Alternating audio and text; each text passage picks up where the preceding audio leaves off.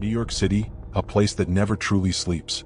Psychic Jessica had just wrapped up a live stream where she dealt with a haunted apartment filled with restless spirits. Exhausted, she packed up her tools, ready to leave when her phone buzzed. It was her friend Sophia, her voice tense with urgency. "Jessica, I just did a reading. Something bad is about to happen southeast of here. It could be as minor as a gathering of restless spirits, or as catastrophic as the birth of a demon." Jessica frowned and glanced at the street sign. She was standing right in front of Sophiatown Apartments.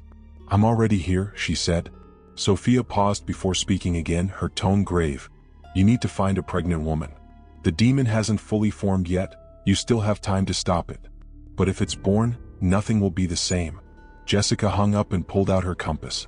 The needle spun wildly, pointing to an apartment on the floor below her. As she began walking toward it, her live stream chat lit up with frantic comments. "Wait, don't stop streaming. What's going on? A demon birth? What does that even mean? I'm watching this alone in the dark. Don't leave me hanging." Jessica took a deep breath, addressing the camera. A demon birth is when an evil spirit uses a pregnant woman as a host to enter our world. It's not just any spirit, it's one born from hatred and tragedy. To complete the process, it needs to consume the souls of 100 newborns.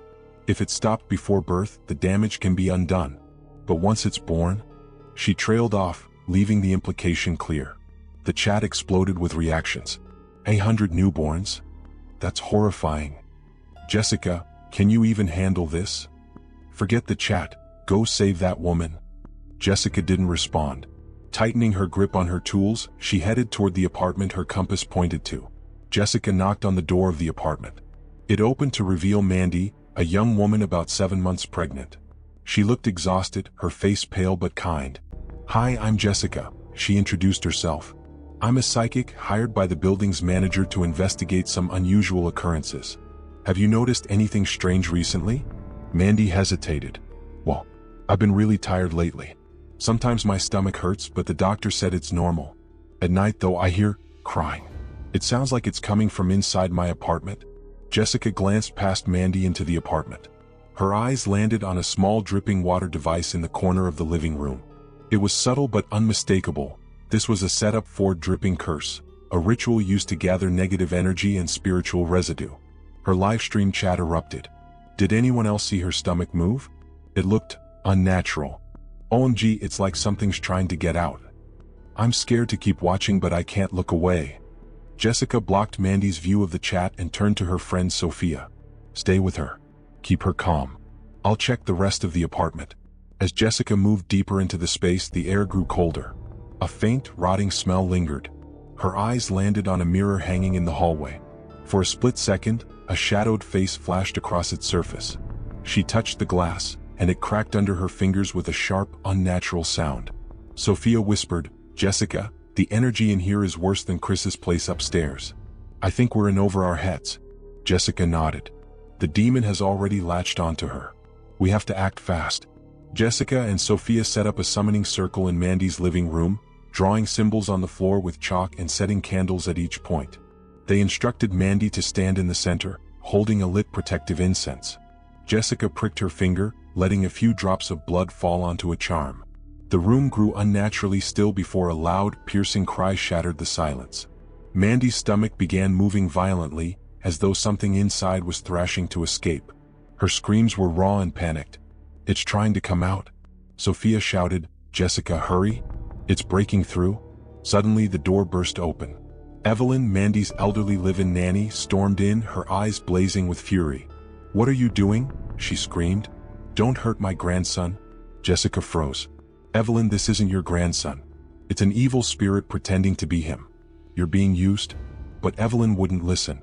She shoved Sophia aside with alarming strength and lunged toward Jessica. "I won't let you kill him." The summoning circle flickered, and a shadowy form emerged from Mandy's stomach. A small childlike figure, its hollow eyes glowing red. Jessica managed to restrain Evelyn long enough to complete the ritual, trapping the spirit within the summoning circle.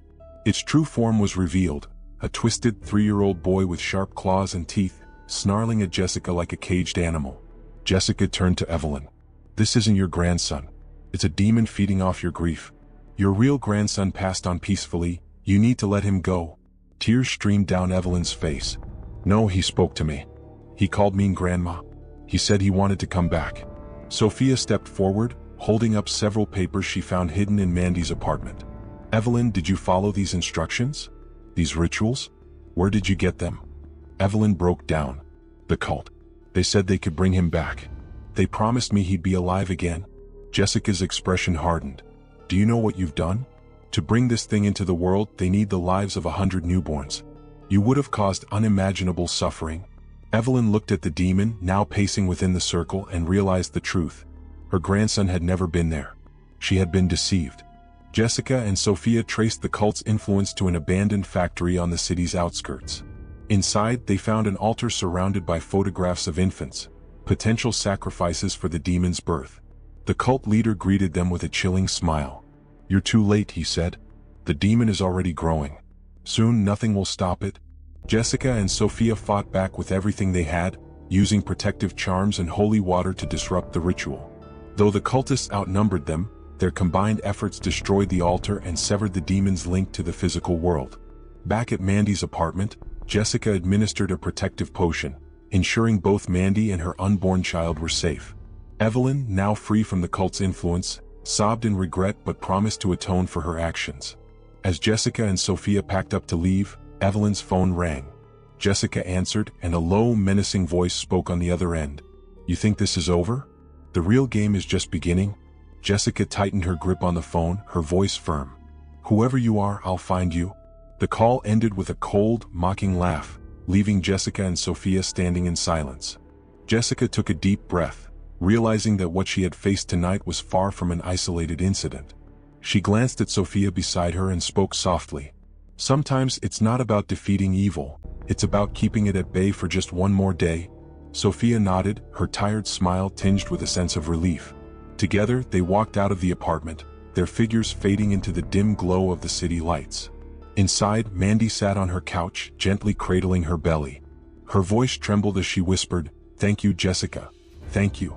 Far away, a gust of wind swept past the apartment building, carrying with it the faint sound of a child's cry.